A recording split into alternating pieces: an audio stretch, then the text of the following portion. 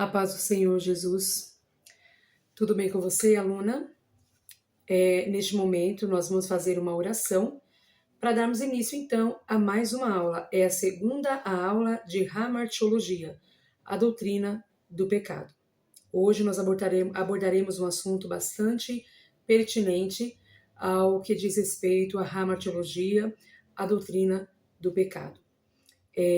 Faremos uso, então, durante a nossa aula da Palavra de Deus, que é a nossa única regra de fé. Faremos uso também do livro que nós estamos acompanhando, que é o livro do Teologia para Pentecostais, do pastor Walter Brunelli, e também no nosso livro também do Meyer Pearman, Conhecendo as Doutrinas da Bíblia, tá bom? Então vamos lá, vamos fazer uma oração e já então iniciarmos a nossa aula de hoje, tá bom? Oremos. Senhor Deus, maravilhoso Pai, queremos te agradecer por mais um dia, diante e perante a tua presença, mais uma aula. É a segunda aula de Hamartiologia, doutrina do pecado, onde nós estamos nos aprofundando, crescendo no conhecimento e na sua graça. Senhor, pedimos a Senhor a tua força, a tua graça diante, meu Pai do Senhor, que o Senhor venha continuar nos abençoando, nos dando graça, força, para que nós possamos ir até o fim neste curso. É o nosso pedido, Senhor, nesta noite. Em nome do teu Filho amado Jesus Cristo. Amém. Amém, minhas irmãs? Então vamos lá, dando prosseguimento aqui à nossa aula. Eu espero que você tenha aproveitado já bastante o nosso primeiro conteúdo, que é o conteúdo da nossa primeira aula de Hamartiologia. Bom, quero destacar também aqui para vocês que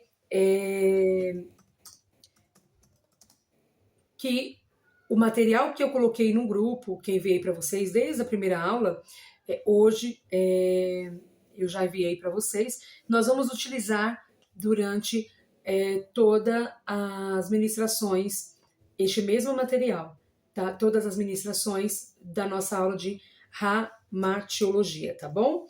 Então, qualquer dúvida, você já sabe, querida aluna, que pode me procurar no meu telefone que você já tem aí, que é o telefone privado, tá bom?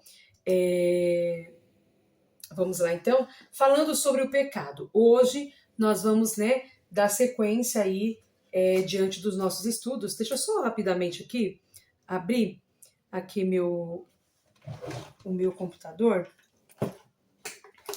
A minha matéria tá um pouco... a minha matéria não, né? O meu material, que é daquele que eu enviei para vocês, tá bom? Então, vamos lá. Olha lá. Fica mais fácil a gente conduzir a nossa aula de hoje, tá? Enquanto isso, vai lá, pega uma água, pegue um café, tá bom? Deixa eu abrir aqui. O computador tá um pouquinho lento, mas vai dar certo.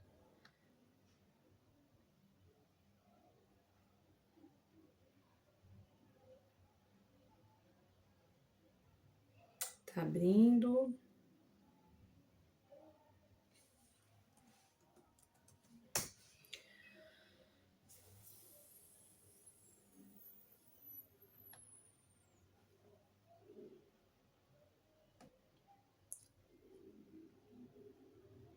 Muito bem. Bom, eu quero ler com vocês primeira epístola de João, tá? João, olha lá, capítulo de número 3.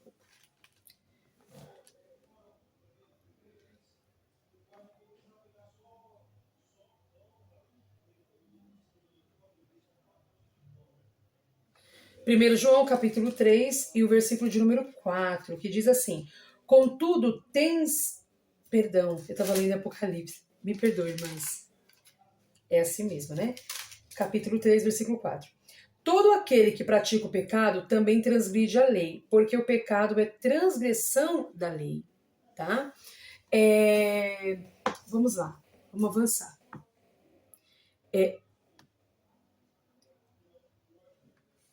Bom, quero começar essa aula dizendo para vocês que pecado é pecado, a carne é fraca, mas o pecado nunca foi e nunca será vitamina, tá bom? Isso precisa ficar muito claro para nós, tá? E qual é o antídoto contra o pecado? Semana passada eu falei que eu considero o pecado como se fosse um vírus. Mas qual que é o antídoto contra o pecado? O único antídoto contra o pecado é o sangue de Jesus que foi derramado na cruz do Calvário, tá certo? Então, o sangue de Jesus tem o poder de purificar o pecador e purificar aí a transgressão, tá certo? Se a gente abrir a nossa Bíblia em 1 João, olha lá, minha Bíblia já está aberta, do capítulo 1 ao versículo 7, olha o que diz a palavra de Deus. Capítulo 1, 1 João, capítulo 3, do versículo 1 ao versículo 7. Olha o que diz a palavra de Deus, eu quero ler com vocês, tá bom? Vede como é grande o amor que nos tem concedido o Pai, a ponto de sermos chamados filhos de Deus, o que de fato o somos. Por isso é que o mundo não nos conhece, porque não o conheceu. Amados, agora somos filhos de Deus e ainda não se manifestou o que havemos de ser. Sabemos que quando ele se manifestar, seremos semelhantes a ele, pois o veremos tal como ele é. Todo o que nele tem esta esperança, a si mesmo se purifica, assim como ele é puro. Todo aquele que pratica o pecado também transgride a lei, porque o pecado é transgressão da lei. Sabeis também que ele se manifestou para tirar os pecados, e nele não há pecado. Então Jesus se manifestou para quê? Para tirar os pecados, e nele, em Cristo, não há pecado. Todo aquele, versículo 6, tá? Todo aquele que permanece nele não vive pecando. Todo aquele que vive pecando não o viu nem o conheceu. Aí, o versículo 7 diz assim: filhinhos, não deixei que ninguém vos engane. Quem pratica a justiça é justo, assim como ele é justo. Tá bom? Então vamos lá, vamos avançar. Desde a semana passada que eu expliquei para as irmãs que a doutrina do pecado ela está claramente exposta na Bíblia. Por isso há a importância de nós estudarmos sobre a hamartiologia, sobre a doutrina do pecado. Então, o pecado não é um ato coadjuvante na história, não, ou na história da vida humana, mas, infelizmente, o pecado é uma das principais personagens, se assim nós podemos falar, na vida humana, tá? A Bíblia, em nenhuma hipótese, nenhum momento, nega a força, a sutileza tentadora que no interior do homem existe aí uma inclinação para o mal, né? E no seu exterior, uma sedução para a prática e a concupiscência da carne. Então, no interior do homem, há uma inclinação para o mal. E no exterior, uma sedução para quê? A concupiscência da carne. Então, trata-se de uma luta grande, de uma enorme luta, né? Entre o espírito e a carne. De um lado, a consciência e o dever de fazer o bem. E do outro, a convicção de que o mal está presente. Quando a gente abre a nossa Bíblia, em Romanos, no capítulo 7, olha lá o que diz a palavra de Deus. E o versículo 21. Olha o que diz. Então encontro esta lei. Quando quero fazer o bem, o mal está junto a mim. Né? Aí, Gálatas, capítulo de número 5, e o versículo de número 17.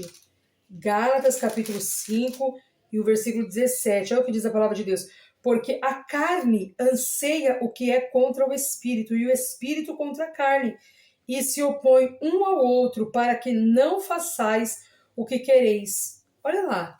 Então, é uma luta diária. Talvez você esteja vivendo essa luta diária, assim como eu, assim como todos nós temos vivido essa luta, né? Bom, o apóstolo Paulo, ele foi incisivo, né?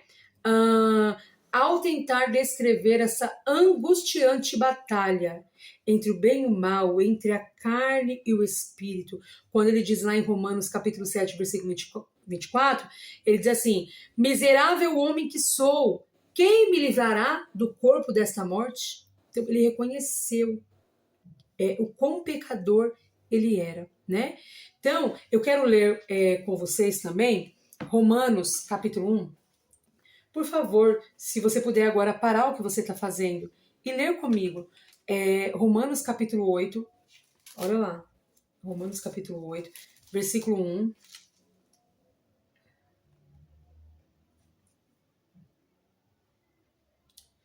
E também, versículo 1, diz assim, ó. Portanto, agora já nenhuma condenação há para os que estão em Cristo Jesus. Versículo 24. Porque nesta esperança fomos salvos, mas a esperança que se vê não é esperança. Como alguém espera aquilo que se vê? Então, Paulo deixa claro aqui, ao mesmo tempo que ele vai detalhar, até nesse capítulo, toda essa batalha que existe entre a carne e o espírito, né? Ao mesmo tempo, ele explica e ele diz, ele fala abertamente sobre essa luta, e ele fala também da esperança, né? Quem é a nossa esperança diante do pecado? É Cristo. A nossa esperança diante do pecado sempre foi e sempre será Cristo.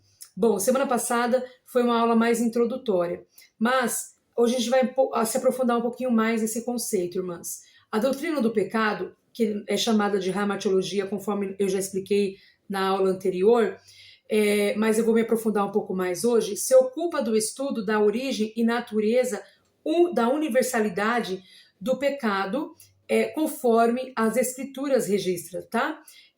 Semana passada eu falei que essa palavra, né, pecado, ela vem de duas palavras gregas, hamartia e logia, né? A palavra hamartiologia, né? Ou doutrina do pecado. Hamartia, traduzido por pecado, conforme em Atos capítulo 3, versículo 19, conforme 1 Coríntios capítulo 15, versículo 17, e logia, né, conforme Atos capítulo 7, versículo 38, conforme Romanos capítulo 3, versículo 2, que significa palavra, oráculo, né, ou declaração. Então, em sua origem, o pecado manifestou-se na criatura moral celeste, conforme Ezequiel 28, capítulo 28, versículo 1 ao 19, Isaías capítulo 14, né, João capítulo 8. Então, quem é essa criatura moral celeste na qual o pecado se manifestou em primeiro lugar? Irmãs, quem é? Nós vimos isto na aula de angelologia. Este é aquele anjo que era um anjo, um ser de luz, que foi criado por Deus, né? Com todas as suas a graça que Deus deu ali para ele, né? No sentido de poder, de autoridade, de domínio, né? E ele se rebelou contra Deus. Então, esse ser chamado aí de criatura moral celeste é Satanás. Mas Deus não criou ele como Satanás, tá? Isso precisa ficar muito claro para nós. Bom, e aí ele tornou-se então ali o tentador, né? Tornou-se então o diabo, né? Fazendo com que todas as outras criaturas de Deus, no caso principalmente a humanidade, o homem, né, e a mulher, caísse, conforme diz a palavra de Deus, que todos pecaram e destituídos foram da glória de Deus. Bom, com a entrada do pecado na humanidade, toda a criação de Deus, ela foi afetada, né? A criação, desde a parte, né, do mundo, a humanidade, né, e o reino animal, a vida selvagem, a flora, a fauna, tudo foi afetado por conta do pecado. A natureza do pecado, ela é descrita mediante diversos vocábulos, né, hebraicos e gregos, que são designados nas escrituras. A palavra pecado, conforme nós vimos lá na semana passada, significa errar o alvo, né? Conforme Gênesis capítulo 4 e versículo 7, né? Ou então revolta contra o padrão, transgredir, né? ou pecado sem lei. Mas aí tem umas palavras, essas palavras aí, tanto no grego como no hebraico, ó. Não sei se eu vou pronunciar direito, mas Hatanham, pecado, errar o alvo, né? Conforme está escrito em Gênesis capítulo 4, versículo 7, Pesha, né? Eu acho que é isso, Pesha. Revolta contra o padrão, transgredir, conforme Gênesis capítulo 50, versículo 17. Anomia, olha lá. Pecado sem lei, conforme Romanos capítulo 6, versículo 19. Asebia, ou acebeia, significa impiedade, falta de reverência, conforme Romanos capítulo 1 e versículo de número 18, tá certo? Então vamos lá. O pecado não é um brinquedo, o pecado é um tirano, como afirma J. Blanchard. Além de explicar ou explicitar a natureza do pecado, também nos adverte severamente. Olha lá, embora o pecado seja considerado o mero folguedo para aqueles que zombam de Deus e de sua palavra, pode lançar, né, o homem, o ser humano, no inferno, se esse pecado não for vencido pelo sangue do nosso Senhor e Salvador Jesus Cristo. Então, o pecado não é errar o alvo, é se perder, né? É muitas outras coisas. Mas, mais do que isso, se não for tratado, e só pode ser tratado mediante o sangue de Jesus, né? Só pode ser purificado pelo sangue de Jesus, pode lançar o homem, quando eu falo homem, falo mulher também, no inferno, né? Então, a gente vai ver aqui, durante essas aulas, a origem, né? E hoje a gente vai ver a origem do pecado, a natureza, sua consequência, a gente vai ver isso posteriormente, mas hoje falaremos um pouco mais sobre a origem, né? E nós vamos ver ainda que, apesar do pecado ter o seu império, ele curva-se, né? O pecado se curva diante do sacrifício de Cristo na cruz do Calvário, tá certo? Vamos lá, falar da origem aí do pecado, tá certo? Ou da possibilidade do pecado. Só que antes, eu queria ler aqui, eu achei muito interessante, irmãs, na página 105, este livro aqui de Teologias para Pentecostais, do pastor Walter Brunelli, volume 3, página 105. Achei muito interessante, quero dividir com vocês. Preste bastante atenção, estamos numa sala de aula, então a gente pode tirar um tempo para a gente ler uma parte desse livro, tá bom? Bom, ele diz assim, o início do pecado. A primeira pergunta que todos fazem é: onde se originou o pecado? Uma pergunta, né? Vou falar da origem do pecado. É claro que a pergunta parte do pressuposto de que Satanás havia pecado antes do homem, e a resposta já está na ponta da língua de quem a faz. Mas o que parece ser simples tem desdobramentos mais profundos. Não é bem na relação de tempo e de espaço que a pergunta se encaixa, mas no ser que a criou. Foi o diabo? Foi o homem? Ou foi o próprio Deus que fez o que criou o pecado? Vejamos.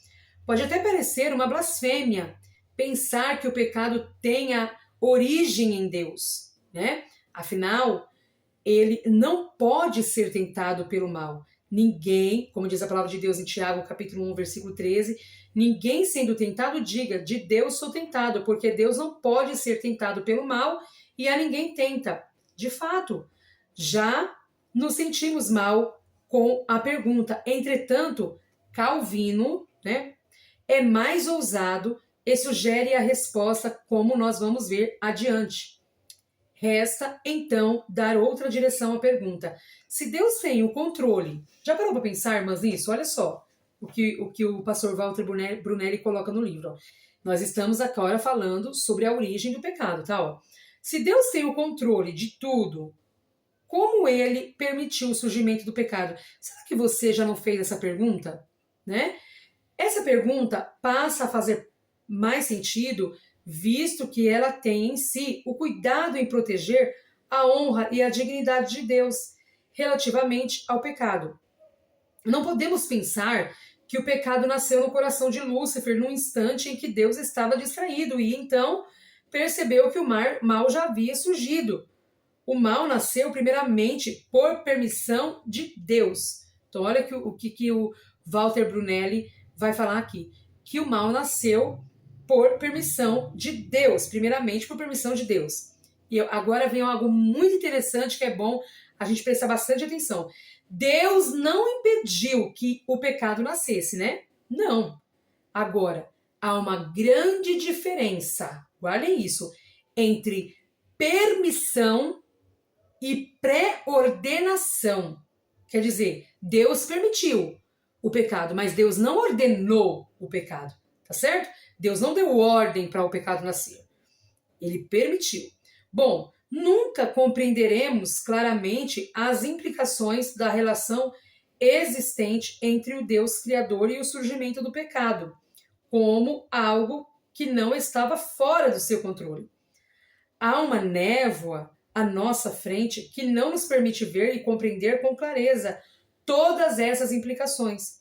Certamente, na eternidade, o Senhor nos fará compreender as suas razões para tudo isso, que hoje nos incomoda profundamente. Schaeffer argumenta, abre aspas, o propósito divino relativo ao pecado não foi revelado e, sem dúvida, a mente humana não pode compreender tudo o que está envolvido. Almas devotas continuarão a crer que, embora numa manifestação do pecado seja possível fora da vontade permissiva de Deus, ele é em si mesmo sempre isento de qualquer cumplicidade com o mal que permite. Então olha que interessante, né? Então Schaeffer vai dizer, por mais que Deus tenha permitido, só para que você entenda, tá, irmã? Eu tô mastigando aqui. Por mais que, digamos, Deus permitiu o pecado. Sim, ele foi a vontade permissiva dele, ele permitiu. Ele não pré-ordenou. Mas aqueles que são devotos, aqueles que continuam firmes, aqueles que colocam sua fé em Deus, entende que mesmo ele tendo permitido, em si mesmo, ele sempre será isento de qualquer cumplicidade com o mal que ele permite, né? E aí, Norman Geisler, né? Geisler, dá o seu parecer. Ele diz assim, a origem do pecado é uma dificuldade em qualquer cosmovisão. No entanto, representa um problema ainda mais agudo para a teologia cristã. As três perspectivas básicas sobre o mal trazem à tona os seguintes debates. O ateísmo afirma o mal, mas nega a Deus. O panteísmo afirma a existência de Deus, mas nega o mal. E o teísmo afirma ambos, tanto a Deus quanto o pecado, o que parece incompatível, tá certo? Vamos lá. Segundo a suposição determinista, se não houvesse o mal, jamais compreenderíamos a bondade e a justiça de Deus reveladas, né? O pecado é o agente que dispara todo tipo de mal que há no mundo, e a existência do mal atende aos propósitos divinos. Partindo deste pressuposto, compreende-se que seria necessário que houvesse alguma referência negativa para que o bem fosse notado. Bom, aí, como a gente está falando da origem do pecado, vem uma pergunta. O pecado nasceu no céu? Bom, a gente sabe que veio, então a gente aprendeu agora, a gente entendeu que Deus não é o causador do mal. Não foi Deus quem criou o mal, mas Deus permitiu que acontecesse isso. Deus não foi pego de surpresa. Porque se a gente não disser e não entender que na presciência de Deus, Deus já sabia que isso haveria de acontecer, então nós vamos dizendo que Deus foi pego de surpresa. E Deus não foi pego de surpresa, né? Agora, há uma diferença, foi o que eu expliquei aqui agora, sobre o que é permissão e pré-ordenação. Deus não ordenou, Deus não criou, mas Deus deu o livre-arbítrio. E Deus permitiu, né, que isso acontecesse. Não que ele quisesse que isso acontecesse, mas ele deu o livre-arbítrio. Os anjos foram criados com livre-arbítrio, tá certo? E ele aquele anjo fez a escolha dele. Ele escolheu se rebelar contra Deus. Mas vamos lá. Aí vem uma pergunta, né? Mas espera aí. O pecado foi nascido no céu? Então vamos lá. É difícil a gente imaginar, né, que o pecado tenha nascido no céu. E aí eu estou na página 106 desse livro, é muito bom. Eu vou lendo e você vai ouvindo, tá certo? Qualquer dúvida que você tiver, irmã, você me chame lá no privado e eu tiro as suas dúvidas, tá? Se eu não souber naquele momento, em outro momento nós tiraremos juntas, tá bom? É difícil imaginar que o pecado tenha nascido no céu. Onde está estabelecido o trono de Deus? O céu, o lugar de toda glória e santidade. Não parece ser o local propício para o berço da maior desgraça que assolaria para sempre uma parte dos anjos, né? E submeteria a futura criação de Deus, que é o homem, a uma situação de contaminação da maldade perpétua. Então, quando a gente pensa, nasceu no céu, aí logo vem, como que pode, né? Não é possível, mas vamos lá. A queda do anjo maior, que era um anjo de luz, é compreendida a partir dos seguintes textos. Depois, irmã, você faz uma leitura com calma, abra a tua Bíblia lá em Isaías capítulo 14, Ezequiel 28, leia, tá muito claro acerca da queda desse anjo. E a gente viu isso, esse texto também, na aula de angelologia. Ainda que haja quem acredite que a Bíblia não dê explicações sobre a origem do diabo, a maioria dos teólogos, já desde o início da história da igreja, utiliza esses textos, que foi o que eu citei para vocês aqui agora, como chave para compreender a tragédia da rebelião ocorrida no céu a partir de um ato de soberba do querubim ungido, tá? Quando se adentra ao Novo Testamento e constata-se que a isenção do diabo sempre foi a própria exaltação, olha só, então a Bíblia constata-se, né, que a intenção do diabo sempre foi a própria exaltação e a evocação de atributos para si, que são exclusivos de Deus. Torna-se mais evidente que os textos do Antigo Testamento, igual eu citei, Isaías, aqui no livro, né, o pastor Walter Brunelli, ele também cita, né, Isaías capítulo 14, Ezequiel capítulo 28. Então, aqui esses textos faz revelação sobre a queda de Lúcifer e faz todo sentido, né? Então, alguns aspectos relevantes do texto de Ezequiel 28 corroboram para a afirmação de que se trata mesmo da queda do anjo maior. O texto apresenta 5 atos de elevada presunção daqueles que foi chamado de sinete da perfeição. Vou repetir. O texto apresenta 5 atos de elevada presunção daquele que foi chamado de sinete da perfeição. Ora, quando jamais Deus chamaria um homem, principalmente se esse homem fosse um pagão de perfeito, né? Quais são os 5 atos que nós encontramos, então, lá em Ezequiel, capítulo de número 28? Então, vamos lá. Primeiro, o atos desse anjo, tá? Que a gente encontra lá em Ezequiel 28, e dá a entender que não é para o homem aqui. Fica claro para a gente que é acerca desse anjo. Quando, primeiro, tá lá em Ezequiel 28, ó, esse anjo disse, eu subirei ao céu, e ele disse, acima das estrelas de Deus exaltarei o meu trono. Terceiro ato, no monte da congregação me assentarei, né? Nas extremidades do norte. Quarto ato, subirei acima das alturas das nuvens. E agora, quinto ato, ele disse, serei semelhante ao Altíssimo. Então, entende? 5 atos relevantes dentro desse texto de Ezequiel 28, que mostra esse ser, esse anjo, falando acerca do que ele haveria de fazer. Então, ele queria o que para ele? Ele queria os atributos que era de Deus, que é de Deus, que são de Deus. Ele queria para ele queria mais exaltação ainda. Entendeu? Agora, vejamos, o que Calvino diz sobre o pecado? Vamos lá. Executando os pontos comuns que os calvinistas têm com os não calvinistas acerca do pecado. E são vários os pontos em comum. Há um ponto altamente divergente na questão do determinismo defendido por aqueles.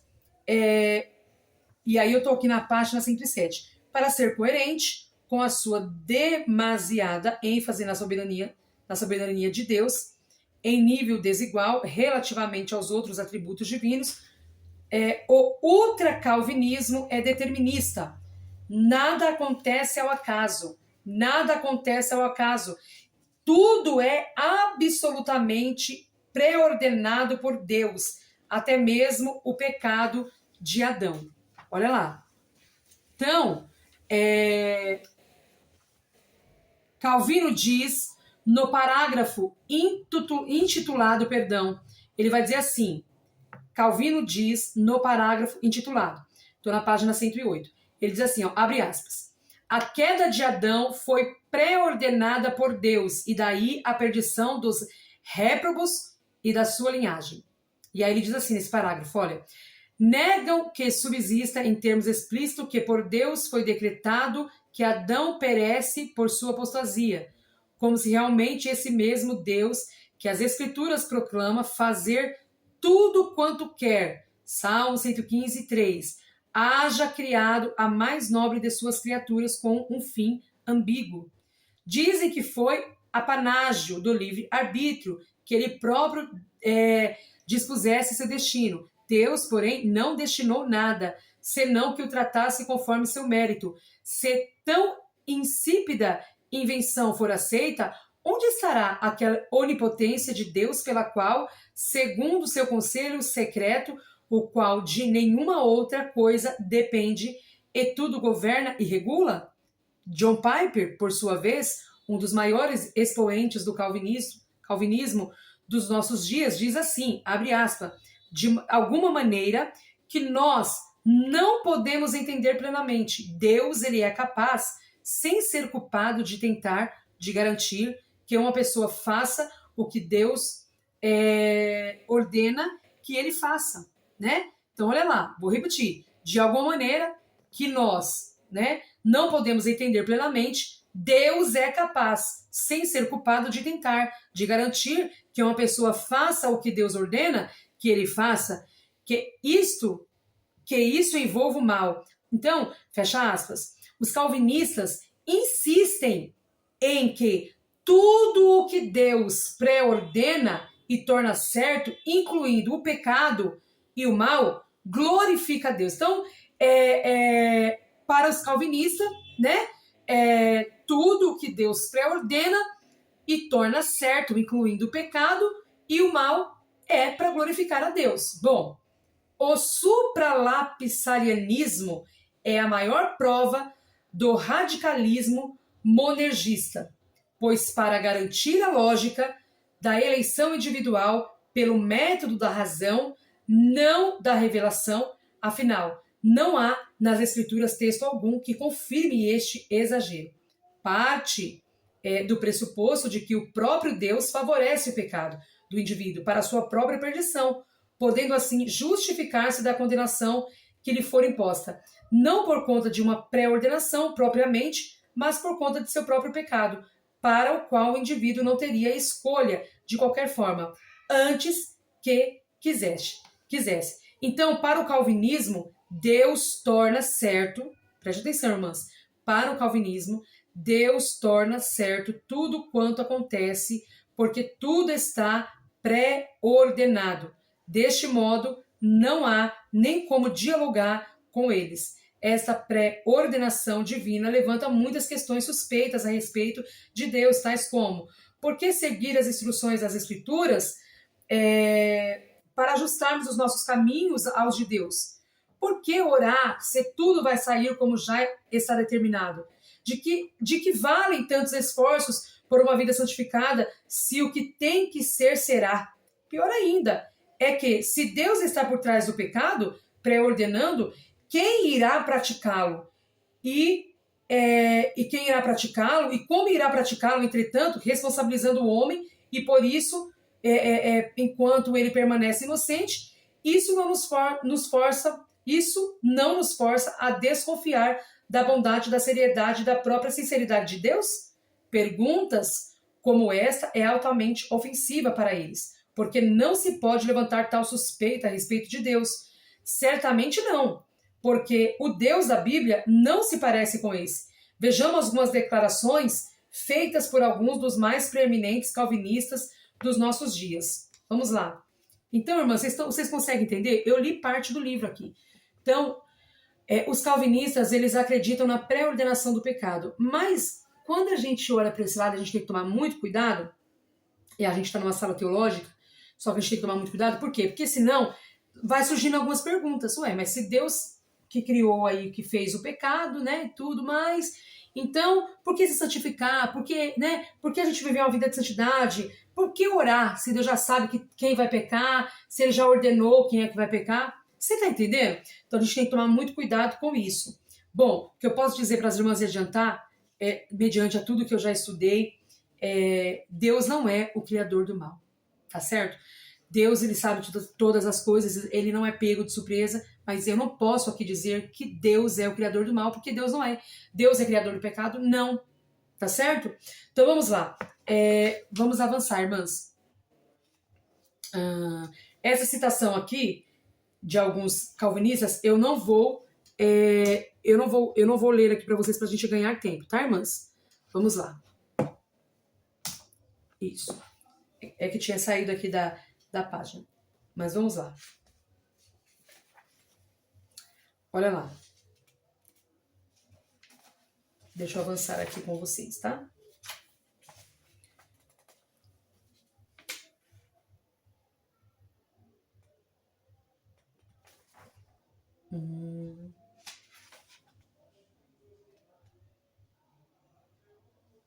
Mas vamos lá. Eu vou avançar aqui com vocês, tá bom, irmãs? Por quê? Nós estamos falando, então, sobre a origem do pecado. E dentro dessa origem do pecado, estou falando para vocês aqui, irmãs, eu vou falar um pouquinho agora sobre o pecado de Satanás. 1 João, capítulo 3, versículo 8, primeira epístola de João, capítulo 3, versículo 8, João escreve que o diabo peca desde o início e ele jamais se firmou na verdade. João 8, 44.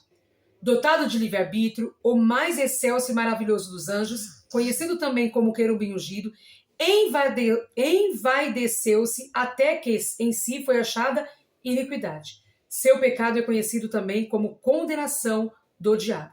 Agora, eu falei um pouco aqui da visão calvinista. E nós, arminianistas, né, somos arminianos, da linha arminiana, nós cremos sim que nós entendemos que o pecado existe, mas nós entendemos também que Deus não foi Deus que criou o pecado.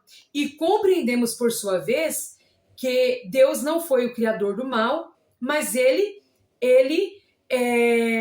permitiu, ele não pré-ordenou.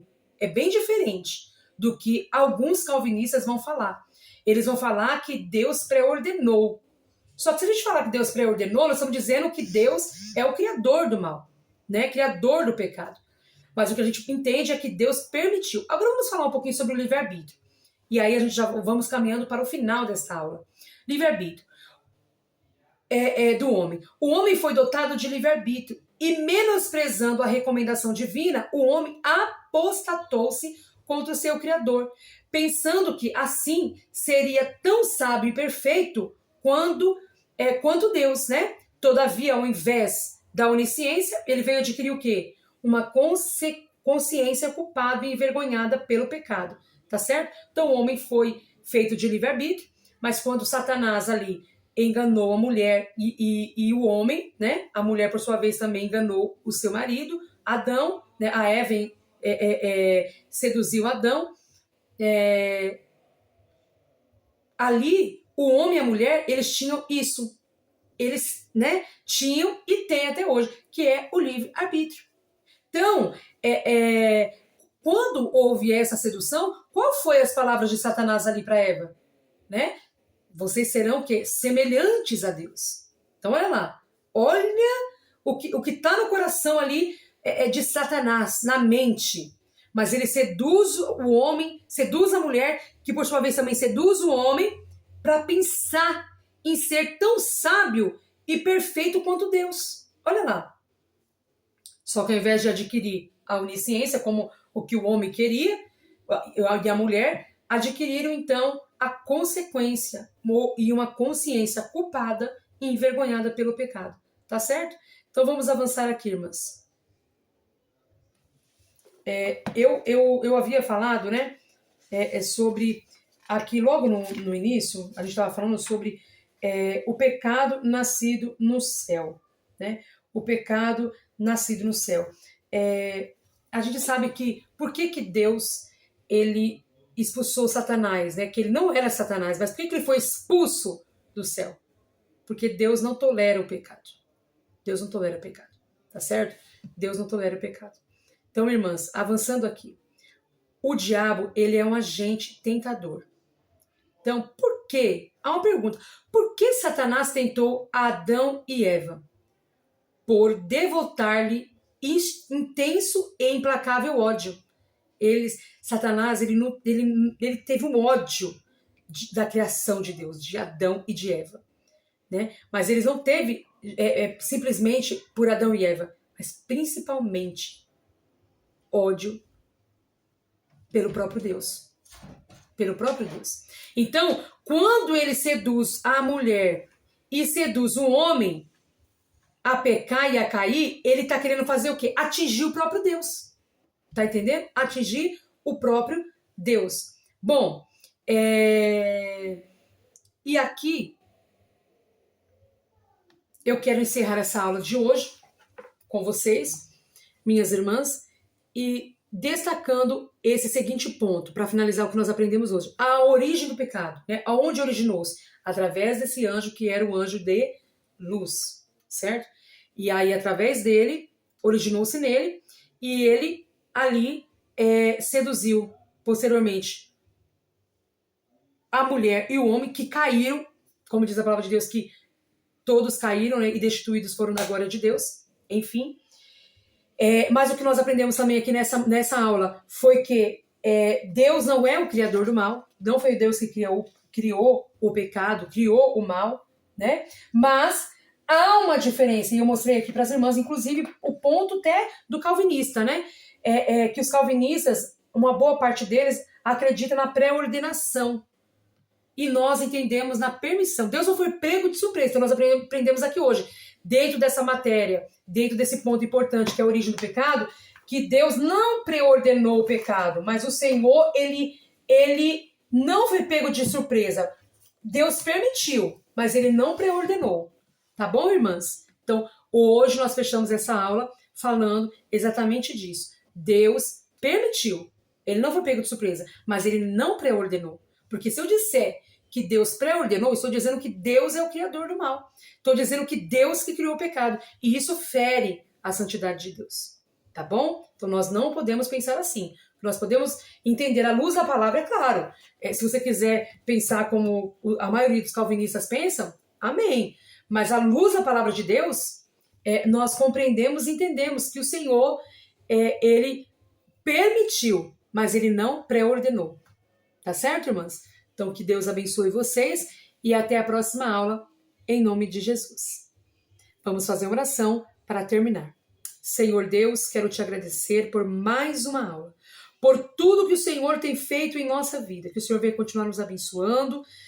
Te agradeço, Senhor, por essa aula. Hoje nós falamos de um assunto tão importante, a origem do pecado. Ouvimos também, Senhor, que não foi o Senhor que pré-ordenou o pecado, mas o Senhor permitiu, pois o Senhor não foi pego de surpresa. E o Senhor também deu livre-arbítrio. Aquele ser de luz também foi criado com livre-arbítrio, não robotizado, não mecanizado. Ele fez a escolha. Assim também, quando o homem foi tentado, quando a mulher foi tentado, como diz a tua palavra lá em Gênesis, o homem e a mulher possuía, assim como possuímos até hoje, o livre-arbítrio. E o homem e a mulher fez a sua escolha. Senhor, mas nós pedimos ao Senhor, porque nós aprendemos também nessa aula, que o único antídoto contra o pecado é o sangue do nosso Senhor e Salvador Jesus Cristo. Pedimos ao Senhor que nos dê graça e continue nos abençoando, Senhor, no estudo da Tua Palavra. É o nosso pedido, em nome do Seu Filho amado Jesus Cristo. Amém. Amém, minhas irmãs? Que Deus em Cristo vos abençoe. Tenha um excelente dia, em nome de Jesus.